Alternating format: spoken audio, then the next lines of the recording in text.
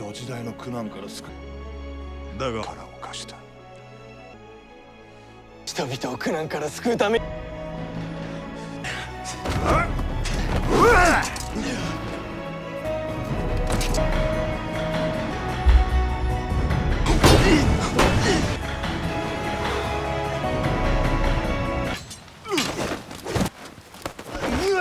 何度も言ったはずだ。競技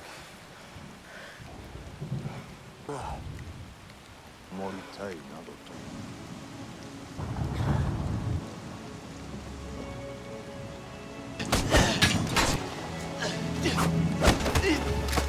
世へ得できる。ただ己の身を鍛える。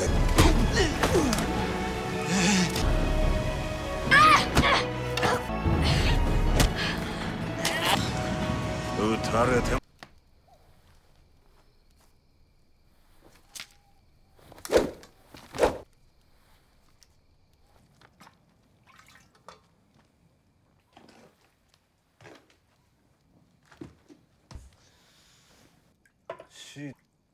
自分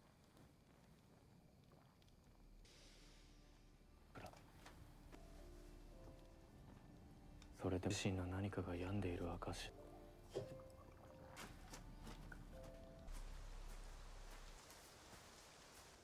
昨べはどうだ。それがお前の限界か。敵に勝つことなどできん。害苦しみ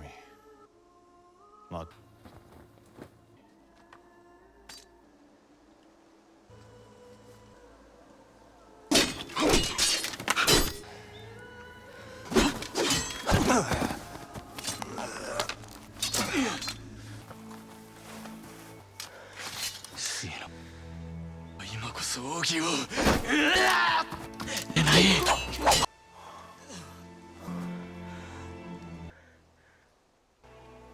その重さから逃れ服するためにはどうする。弱き者者たちの中には一人の人間のではないかかってこい。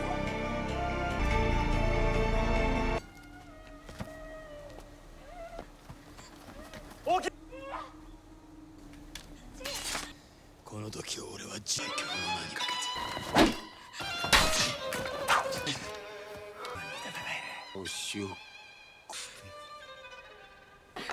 そうだ。これ終わらせてや。お主、なぜ修羅に水が。修羅にでも何にでも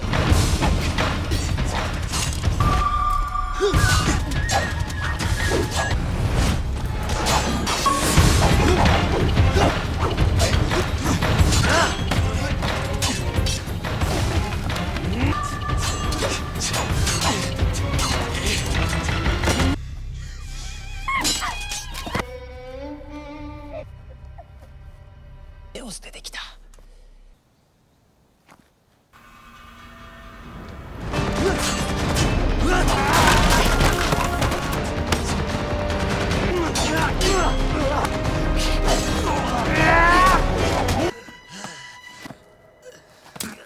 青し、家の思いを背負って生きてきたのか。だが書いた今の主の剣。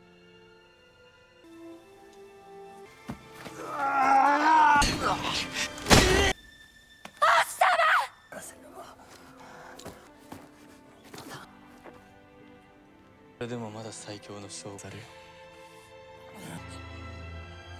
お嬢、お急いでください。お願いを無駄にしないためにも。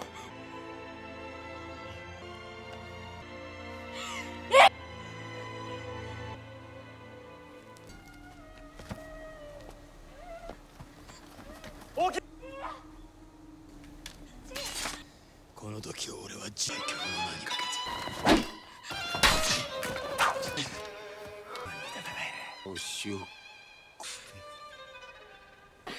そうだ。これ終わらせてや。お主、なぜ修羅に水が。修羅にでも何にでも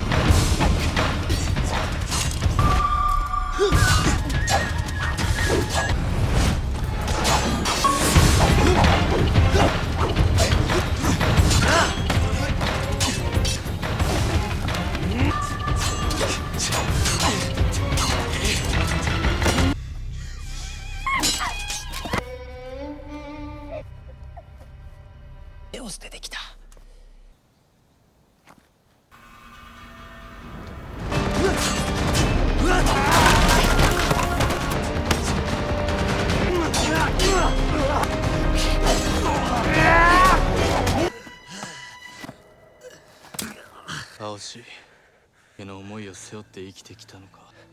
だが書いた今の主の剣。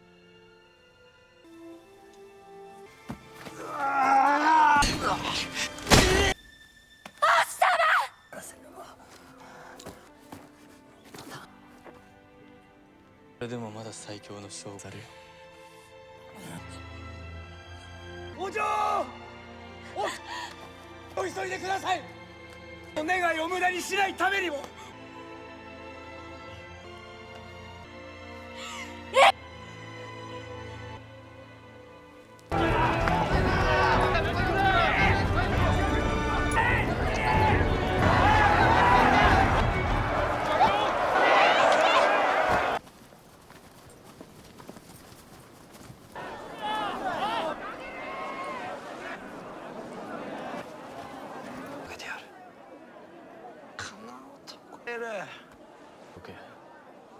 虚勢が続くか。どけ。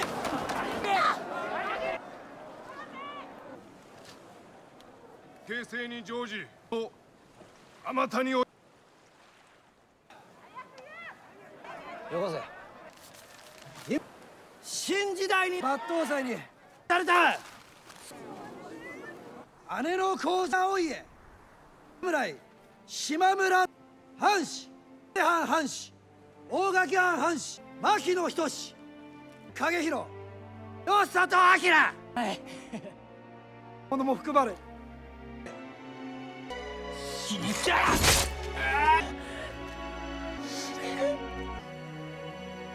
お前勝つことなどできん。苦しみ切ることになる。人は切らない。おい待て待て。もう二度と。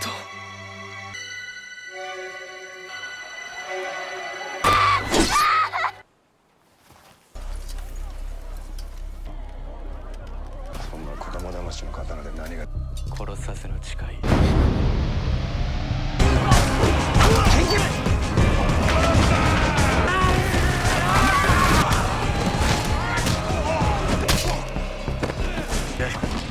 あいつらなら無事だ。無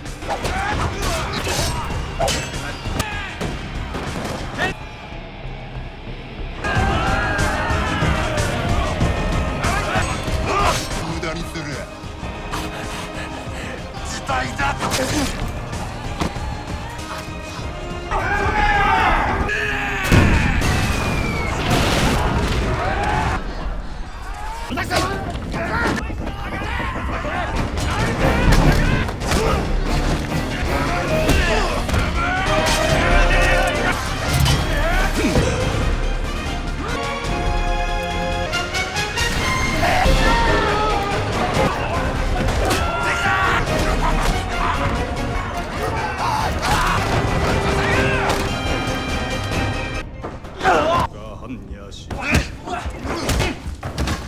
王さんと戦うのは初めてだ。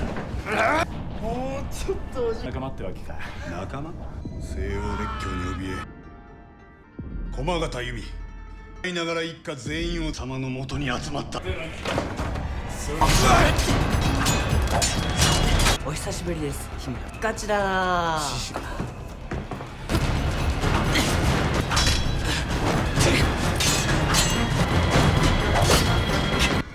前より早い。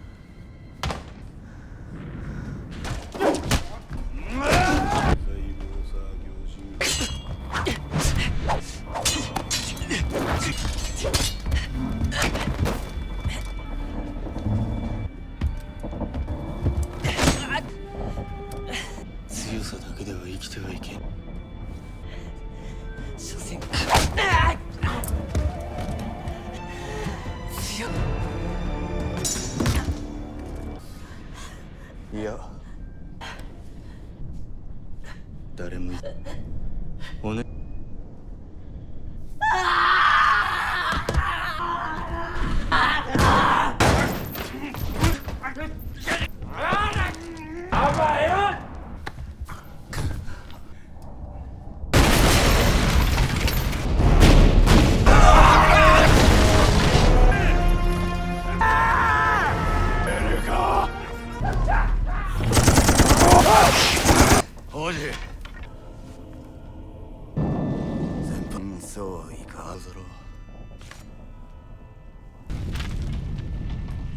悪いもんはさす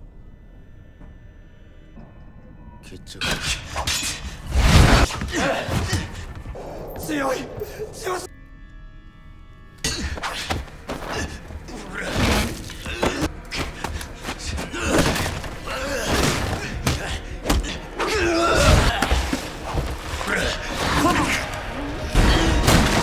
晴らしい。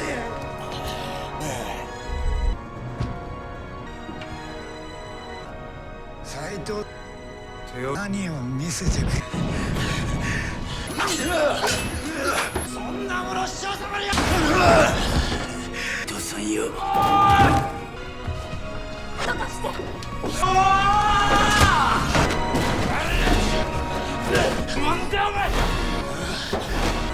お前ではい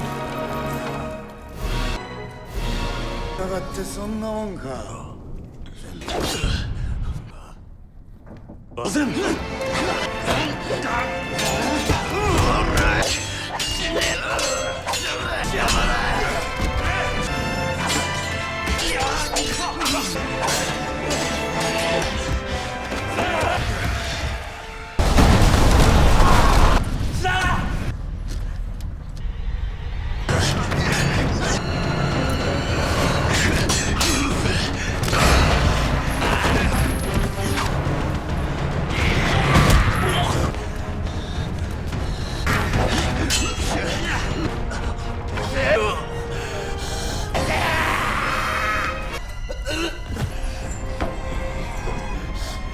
ちゃんはもう無理よ。油断したらそこまですね。初めて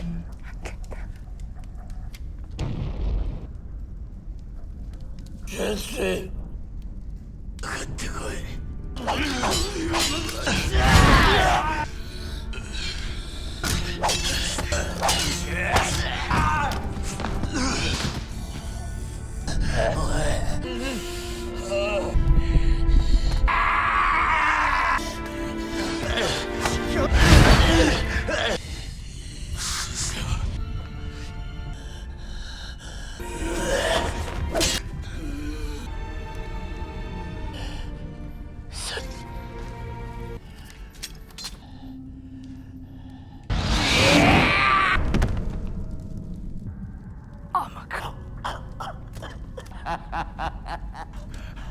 あんただけだ。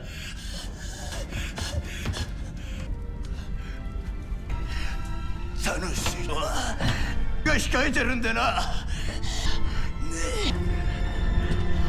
え会おうぜ。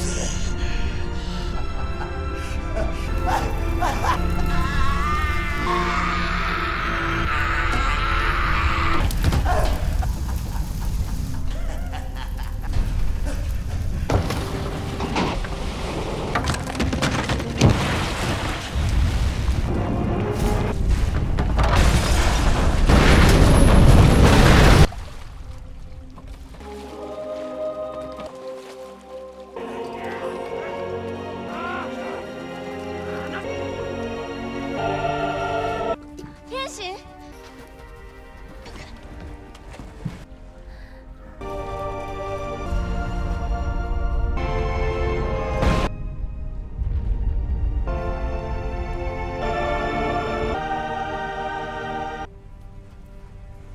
ご苦労だったな。戦ったんじゃねえぞ。満足でござる。そうか誰だな。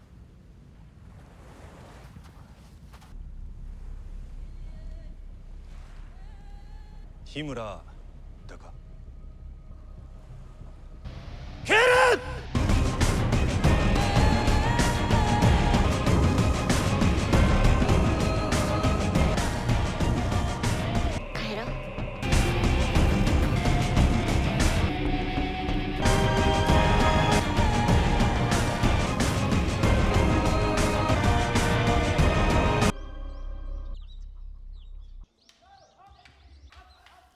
Hey guys, today we are diving headfirst into the thrilling conclusion of the Rurouni Kenshin trilogy with The Legend Ends. Picking up right after the explosive events of the previous film, our perpetually earnest protagonist, Kenshin, is in a bit of a pickle. He's been fished out of the ocean, barely clinging to life, by none other than his old master, Heiko Sayuro. It's time for some serious tough love, and maybe a few lessons in how not to almost drown. We're talking about an epic showdown with Shishio Makoto, a truly fiery villain who looks like he's always ready for a barbecue.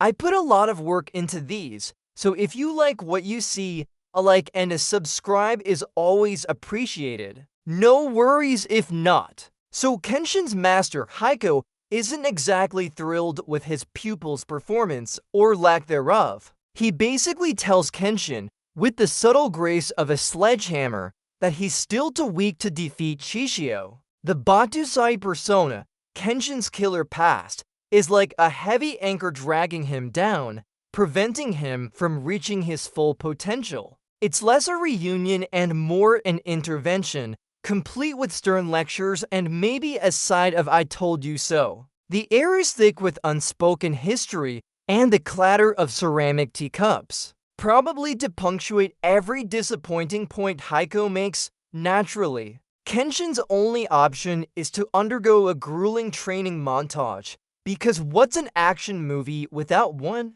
Heiko reveals that Kenshin still hasn't mastered the ultimate technique of heightened Mitsurujirire, the Amikakeru Rire no Hirameki. This isn't just a fancy sword move. It's a deep philosophical lesson about the will to live and the true meaning of self-preservation. Heiko, ever the patient mentor, decides the best way to teach this is to try and beat Kenshin into submission, literally. The sounds of wooden swords clashing echo through the ancient forest, a rhythmic thudding against Kenshin's resolve. Meanwhile, Sanosuke, bless his big-hearted, punch-first soul, isn't just sitting around waiting. He's decided to go full stealth mode. Well, Sanosuke's stealth mode, which probably involves more brute force than actual sneaking. He's hot on Kenshin's trail, or at least trying to be, and ends up stumbling into Shishio's increasingly controlled Kyoto.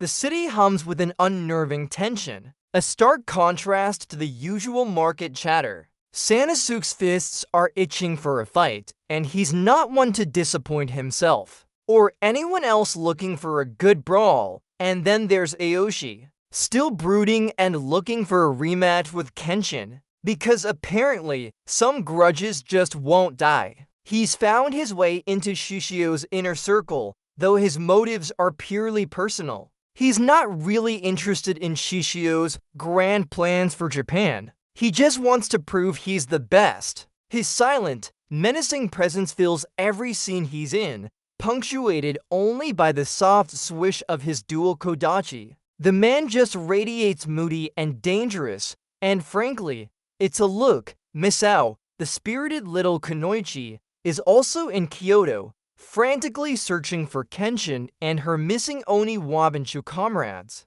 She's got that youthful energy mixed with a healthy dose of worrying, a lethal combination for anyone standing in her way. The cacophony of the city seems to swallow her cries for her friends, but she pushes through, a determined blur of motion. She's got a fire in her belly, ready to face whatever dangers Kyoto throws at her, especially if it means finding her found family. Back in the forest, Kenshin is getting his butt kicked repeatedly. Heiko delivers a critical blow, reminding Kenshin that the final move of Amikakeru Rire no Hirameki isn't just about speed or power, but about outsmarting your opponent's expectations. It's a second strike, a subtle shift in momentum that creates an opening your enemy won't see coming. It's like when you think you've won a game of rock, paper, scissors, but then your friend pulls out dynamite, the wind whistles through the trees. A natural soundtrack to Kenshin's painful, yet crucial epiphany. Kenshin's face contorts with a mix of pain and sudden understanding. The Amikakeru Rire no Hirameki isn't just a technique. It's a manifestation of the will to survive, the innate human instinct to grasp for life. It's about putting everything, every fiber of your being, into that final, desperate strike. It's essentially saying, I'm not just fighting to win, I'm fighting to live. The quiet intensity of the moment is palpable, broken only by Kenshin's sharp intake of breath as the pieces finally click into place. The ground seems to hum beneath him, charged with his newfound understanding.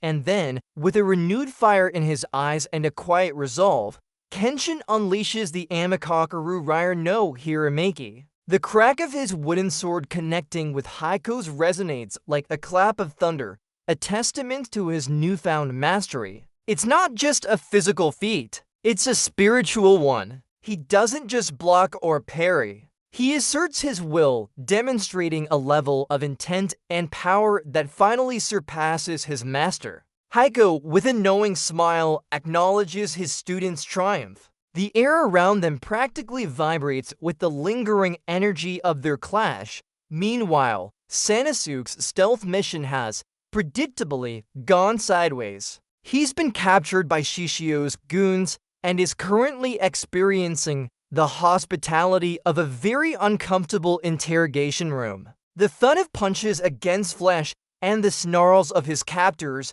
fill the grimy space. But our boy Sanosuke is as stubborn as a mule and refuses to break, even under duress. He's got a big mouth and an even bigger heart, and he's not about to spill Kenshin's beans, no matter how many times they rearrange his face. He's probably thinking, my face was already kinda rearranged, so joke's on you. Back in Kyoto, the gang's all here. Kaoru, Yuhiko, and the others have arrived, bringing their mix of concern and determination. The city is a powder keg, the tension building with every passing hour. They're all worried sick about Kenshin, but also ready to do whatever it takes to support him against Shishio's burgeoning empire of chaos. The whispers of Shishio's reign are almost audible in the background, a low hum of fear and uncertainty. They navigate the throngs, their eyes constantly scanning,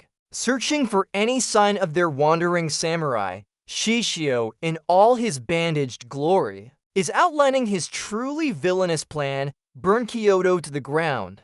Why? Because ... reasons. He wants to prove a point, create a new Japan, and generally just be the biggest, baddest dude on the block. His voice, though muffled by the bandages, carries a chilling gravitas, punctuated by the metallic clink of his sword. His elite squad, the Jeppengatana, look on with varying degrees of loyalty and psychotic enthusiasm. The atmosphere is heavy with the weight of impending doom, and the scent of ash seems to already hang in the air, refreshed and ready. Kenshin finally returns to Kyoto, his stride purposeful and his eyes filled with a new resolve. It's not long before he runs into Shishio's enforcers and cue the epic sword fights. The clanging of steel against steel echoes through the narrow alleyways, a symphony of destruction. Kenshin moves with a fluid grace, each swing of his reverse blade katana a testament to his renewed power. The whoosh of his blade cuts through the night air, leaving a trail of defeated thugs in his wake. He's back, baby, and he means business. The moment everyone was waiting for. Kenshin finally comes face to face with Sojiro, the quiet, smiling killer who broke his sword earlier. This isn't just a fight. It's a dance of death at hyperspeed. Their blades blur, creating a whirlwind of metallic scrapes and flashes of light. Sojiro's Shukuchi technique, his insane speed, is truly a sight to behold, but Kenshin is ready this time. He's got that Amikakeru Rire no Hirameki just itching for an outing. The intensity of their exchange makes the air crackle. The only sound the furious rhythm of their swords as Kenshin matches Sojiro's speed. Even pushing past it, Sojiro's calm, smiling facade finally cracks. All that repressed trauma from his abusive past comes bubbling to the surface, manifesting as raw, unadulterated rage. He screams, his movements becoming more desperate, less precise. It's like watching a porcelain doll suddenly turn into a raging bull, and it's quite the emotional roller coaster. The clang of their swords now carries a heavier, more desperate tone, a testament to Sujiro's internal turmoil. You can almost feel the air vibrating with his suppressed agony. With a newfound understanding of Sujiro's emotional instability, Kenshin finally unleashes the Amakakeru Rire no Hirameki. It's a beautifully choreographed move, not just about power, but precision and understanding. The force of the strike is immense, the metallic thwack as it disarms Sojiro echoing through the room. Kenshin, ever the pacifist, manages to defeat him without taking his life, leaving Sojiro to grapple with his shattered worldview. It's a bittersweet victory, marking the end of Sujiro's reign of terror, but the beginning of his journey of self-discovery, hopefully with a good therapist, or at least a journal, the ultimate symbol of Shishio's power, the Rengoku, a gigantic, ironclad battleship that looks like it ate a regular boat for breakfast. This thing is less a ship and more a floating fortress of doom, belching smoke and defiance. Shishio plans to use it to bomb Tokyo and bring the government to its knees. Because, subtle. The sheer scale of the vessel is breathtaking, its iron hull groaning under the weight of its weaponry. It's truly a behemoth, churning the water with a low, thrumming growl. Meanwhile, Sanosuke, bruised but unbroken, manages to escape his captors. Just when you think he's out of the frying pan, he jumps headfirst into the fire, or rather, meets the imposing monk Anji, one of Shishio's jumping katana. Anji is a bit of a tragic figure, wielding a pair of massive gauntlets and a powerful ideology. Their first encounter is a brutal one, punctuated by the dull thud of Anji's fists and the frustrated grunts of Sanosuke. It's clear that Sanosuke has met his match, at least for now. The air crackles with the raw power of Anji's strikes. Kenshin, reunited with his worried friends, knows time is running out. The Rengoku is set to sail, and he can't let Shishio unleash his fiery destruction on Tokyo. It's a classic assemble the team moment, with everyone ready to do their part, even if it means facing impossible odds. The wind whips around them, carrying the faint metallic scent of the battleship. Their shared determination is almost a tangible force, a silent promise to stand together against the looming threat. The battleship sits there, an ugly metal beast, waiting for its prey. With a dramatic leap, Kenshin, followed by Sanosuke and the others, infiltrate the Rengoku. It's an immediate, chaotic clash of blades and fists. Shishio's men are everywhere, but Kenshin's movements are swift and precise, a blur of red and steel. The metallic tang of the ship fills their lungs, mixing with the sweat and fear. The deck trembles under the impact of their fierce battle, each clang of a sword a desperate cry against overwhelming numbers. It's like a game of whack-a-mole, but with actual swords and much higher stakes. Sanosuke, never one to back down, gets his highly anticipated rematch with Anji on the churning deck of the Rengoku. This time, Sanosuke is ready, having picked up a few tricks, mostly involving bigger, harder punches. The roar of the ship's engines and the waves crashing against the hull create a thunderous backdrop to their fight. The bone-jarring impact of their blows sends tremors through the deck, a truly visceral exchange of strength and conviction. Sanosuke's Fute no Kiwami comes out to play, delivering a double punch that would make any normal person regret their career choices, deep within the bowels of the Rengoku. Kenshin finally encounters Aoshi, still obsessed with proving his superiority. This isn't just a fight. It's the culmination of a long, dark journey for Aoshi, fueled by vengeance and a twisted sense of honor. The cramped, metallic corridors amplify the thwack of their blades, creating a claustrophobic dance of death. Kenshin knows he can't afford to get bogged down, but Aoshi is a formidable opponent, his Kodachi a deadly extension of his unwavering will. It's like two extremely serious ninjas having a very intense argument with swords. Kenshin and Aoshi clash, a whirlwind of steel and skill. Aoshi, despite his dark path, is a master swordsman, his movements precise and deadly. But Kenshin, having faced his own demons, fights not for victory, but for peace. The metallic shriek of their blades scraping against each other fills the confined space, a symphony of their clashing ideologies. Kenshin's defense is as fluid as Aoshi's offense is sharp. It's a fight that feels less about winning and more about breaking the cycle of vengeance. A particularly heavy burden for a Tuesday afternoon. Back on deck, Sanosuke, through sheer stubbornness and a few well-placed punches, manages to defeat Angie, but it's not a moment of gloating. Sanosuke, with his surprisingly profound insights, appeals to Angie's inner monk, reminding him of his original benevolent intentions. The thump of Angie hitting the deck is followed by a heavy silence, broken only by the lapping waves. It's a powerful moment of understanding, where even villains get a chance at redemption. Sanosuke's sincerity cuts through the noise of battle. A surprisingly tender moment amidst the chaos. Kenshin, with a final, decisive move, manages to defeat Aoshi, but instead of leaving him to his bitterness, Kenshin offers a hand, a gesture of friendship and understanding.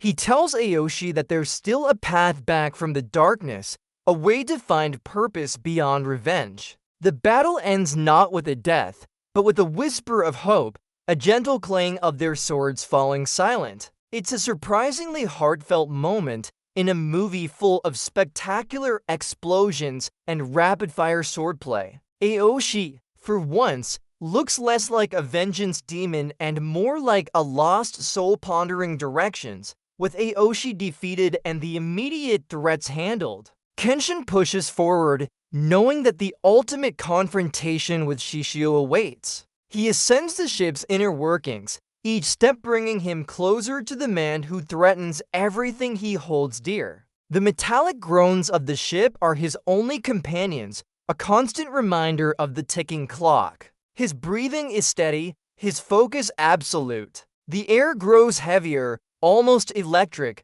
as he approaches the heart of the beast. The anticipation is so thick you could cut it with a katana, but don't, because that would be messy. Finally, the moment we've all been waiting for. Kenshin bursts onto the bridge of the Rengoku, and there he is, Shishio Makoto, looking every bit the villain he is. Flames dance around him, highlighting his menacing silhouette and those incredibly impractical bandages. He's not just a bad guy. He's a force of nature radiating raw, unadulterated power. His voice, a low rasp, fills the bridge, a declaration of his twisted ideology. The air crackles with the immense tension between these two legendary swordsmen, a quiet before the storm, and the main event begins. Kenshin unleashes a barrage of strikes, but Shishio, despite his burns, is shockingly fast and powerful.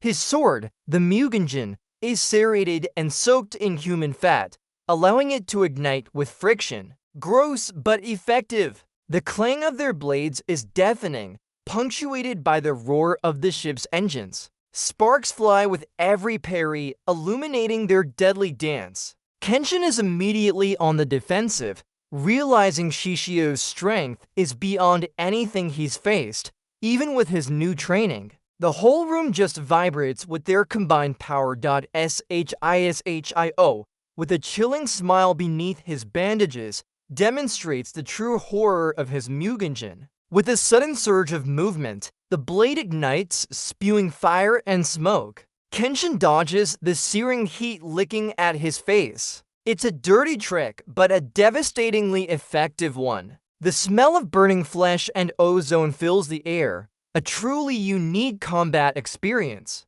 Shishio isn't just fighting with skill. He's fighting with psychological warfare, using the very memory of his burning to fuel his attacks. It's like fighting a dragon, but with the katana. Kenshin, despite his mastery, is struggling. Shishio is relentless, his taunts cutting deeper than his blade, probing Kenshin's past as the Batusai. The constant metallic scrapes, and the whoosh of flaming attacks are wearing Kenshin down. Shishio believes only the strong survive, that the weak are meant to be culled, a philosophy that directly opposes Kenshin's pacifist ideals. It's not just a physical battle, it's a clash of ideologies, a battle for the soul of Japan. Kenshin's fatigue is palpable, each parry costing him precious energy. Just when it looks like Kenshin is about to become barbecue, the cavalry arrives. Sanosuke, Aoshi, and even the stoic Seitu Hajime burst onto the bridge, turning the one-on-one into an epic for-on-one brawl. Shishio, ever the confident villain, isn't fazed, seeing it as more of a challenge. The bridge becomes a whirlwind of motion, a deafening cacophony of steel, shouts, and the thud of powerful blows. It's a truly spectacular moment of teamwork, even if it feels a little unfair for Shishio. But hey, he's a mass murderer, so fair is relative. The sheer volume of clashing metal becomes a constant ringing in your ears.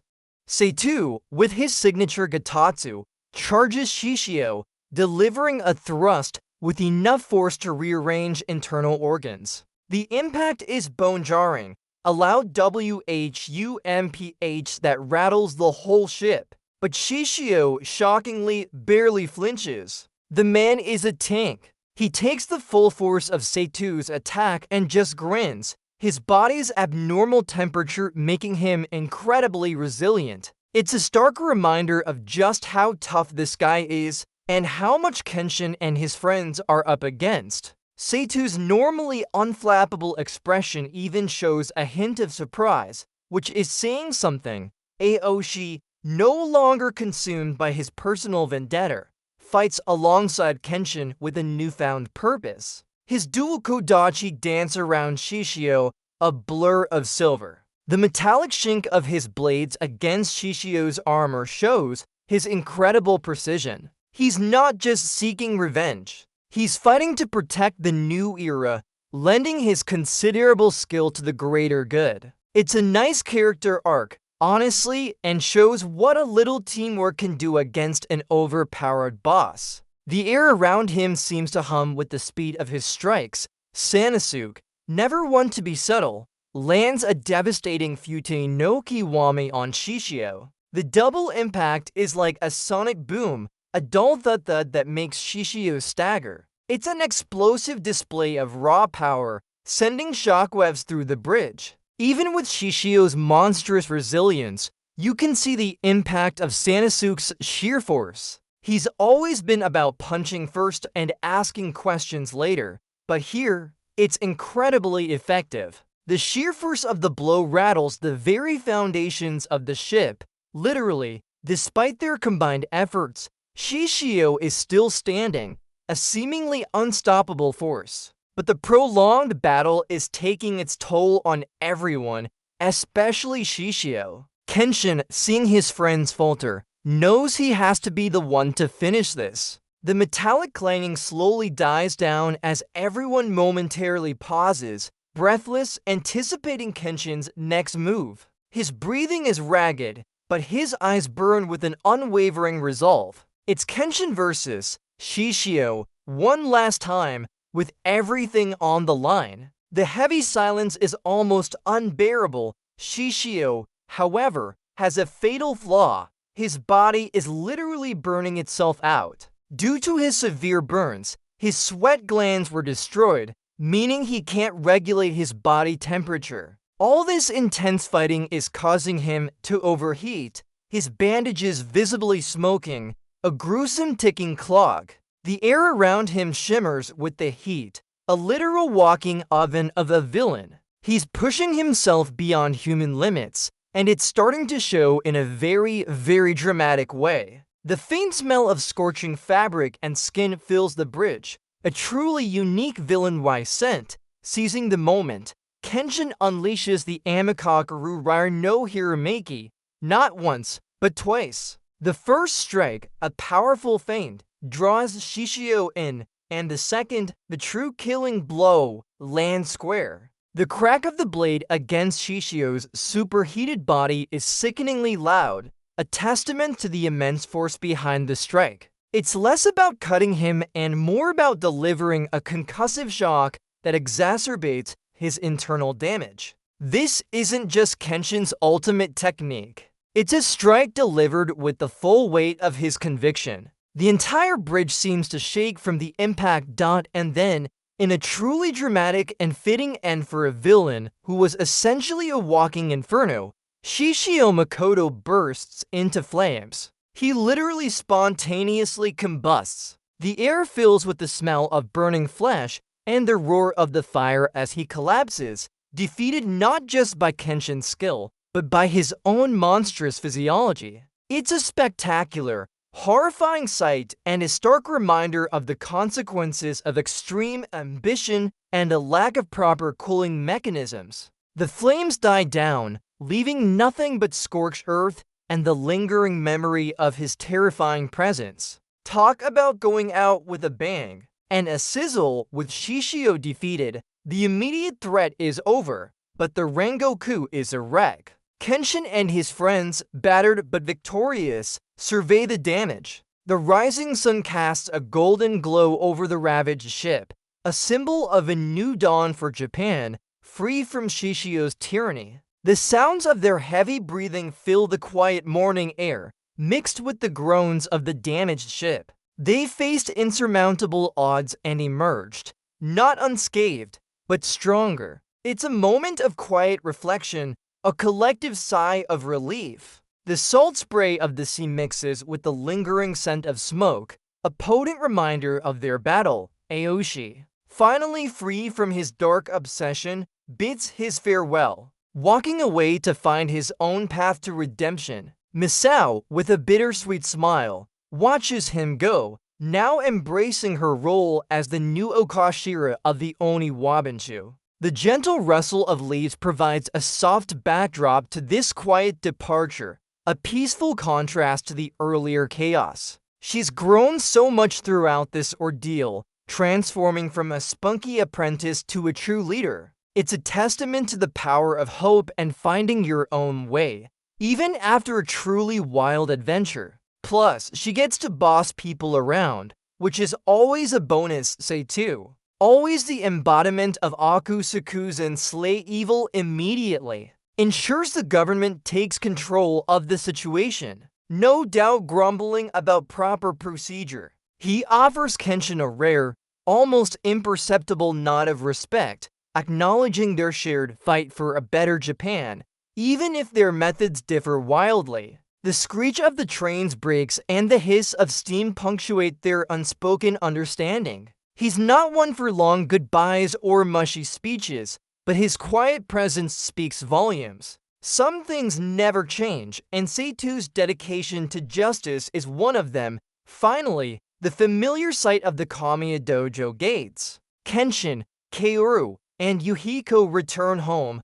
ready to resume their peaceful lives, at least for a little while. The gentle creak of the dojo gate swinging open is a welcoming sound, a stark contrast to the metallic groans of the battleship. The smell of fresh wood and tatami fills the air, a comforting scent of normalcy. It's a return to the quiet domesticity that Kenshin fought so hard to protect. The sound of happy chatter and the occasional clatter of Yuhiko's wooden sword remind us that life, thankfully, goes on. On the porch of the Kamiya Dojo, Kenshin and Kaoru share a quiet moment. The gentle evening breeze rustles the nearby trees, and the soft chirping of crickets fills the air. It's a peaceful scene, a testament to the new era Kenshin helped usher in, and the simple joys of life he now cherishes. He's found his place, not as the feared Batsusai, but as a wanderer protecting the innocent.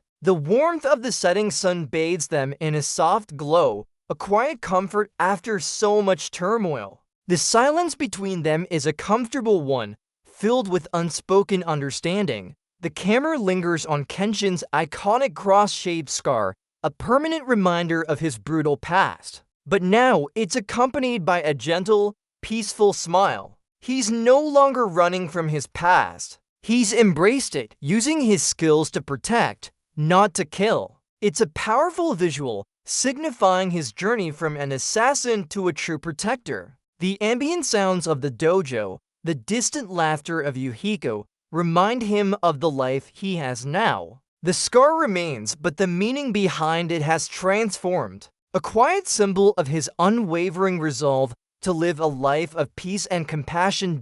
As the movie draws to a close, we see Kenshin and Kaoru walking hand in hand through a vibrant, sunlit field of flowers. It's a picturesque scene filled with the warmth of newfound peace and the promise of a future where violence isn't the only answer. The gentle rustle of the flowers and the soft, hopeful music create a serene atmosphere. Kenshin's journey, marked by blood and sorrow, has finally led him to a place of quiet happiness. It's a beautiful final image, leaving us with a sense of closure and the understanding that true strength often lies not in fighting, but in protecting what you love. What a ride, huh?